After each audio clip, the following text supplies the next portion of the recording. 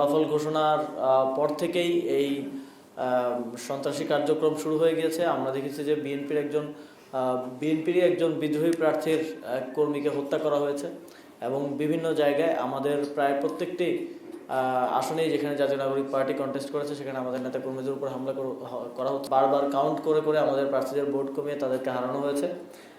সেটা হচ্ছে ঢাকা ৮ আসন, যেখানে আমাদের পার্টির মুখ্য সমন্বয়ক নাসিরউদ্দিন পাটোয়ারি প্রার্থী ছিলেন, পঞ্চগড় ১, যেখানে আমাদের সাজিস আলম প্রার্থী ছিলেন, এবং দিনাজপুর 5 আসন ডক্টর আব্দুল আহাদ প্রার্থী ছিলেন। এই আসনগুলোতে আমরা মনে করি যে আমরা বিজয়ী হয়েছি, কিন্তু রেজাল্ট টেম্পারিংয়ের মাধ্যমে সেখানে খুবই অল্প মার্জিনে আমাদেরকে পরাজিত দেখানো হয়েছে। তবে এই আসনগুলোতে আমাদের প্রার্থীরা তারা রিভিউ আবেদন করছেন, ভোট পুনর্গণনার আবেদন ইতিমধ্যে করেছেন। গণতন্ত্রের জন্য বাংলাদেশের আমরা যেটা দেখেছি যে নির্বাচনের দিন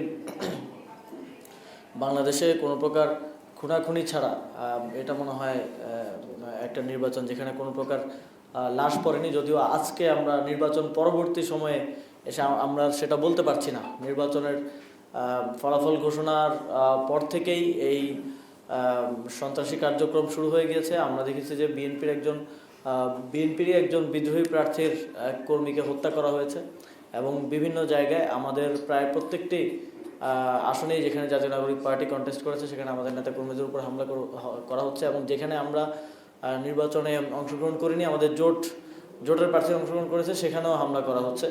এর একটি মাত্র পিল আপনাকে করবে টেনশন ফ্রি। এসএমসি নোরেক্স 1, এক পিলের সমাধান।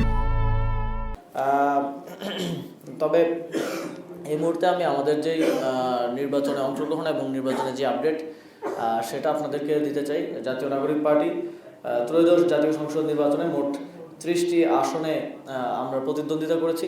আমরা 11 দলীয় জোটের পক্ষ থেকে 30টি আসনে প্রতিদ্বন্দ্বিতা করেছি। তার মধ্যে আমাদের 6 জন প্রার্থী নির্বাচিত হয়েছেন এবং 30টি আসনে আমাদের মোট এখন পর্যন্ত যে প্রাপ্ত ভোটের সংখ্যা সেটা হচ্ছে 22,70,32 ভোট, যা কাস্টিং ভোটের প্রায় 3.5% মতো।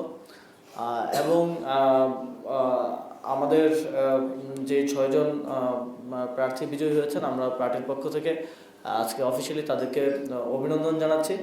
এবং আমাদের এর বাইরেও আমরা বিশ্বাস করি অন্তত 3টি আসনে আমরা বিজয়ী হয়েছিলাম, যেখানে রেজাল্ট টেম্পারিংয়ের মাধ্যমে আপনারা দেখেছেন যে 8 ঘন্টা 9 ঘন্টার বিভিন্ন নাটকীয়তার মধ্য দিয়ে, বিভিন্ন নতুন ব্যাখ্যার মধ্য দিয়ে আমাদের বারবার কাউন্ট করে করে আমাদের প্রার্থীদের ভোট কমিয়ে তাদেরকে হারানো হয়েছে।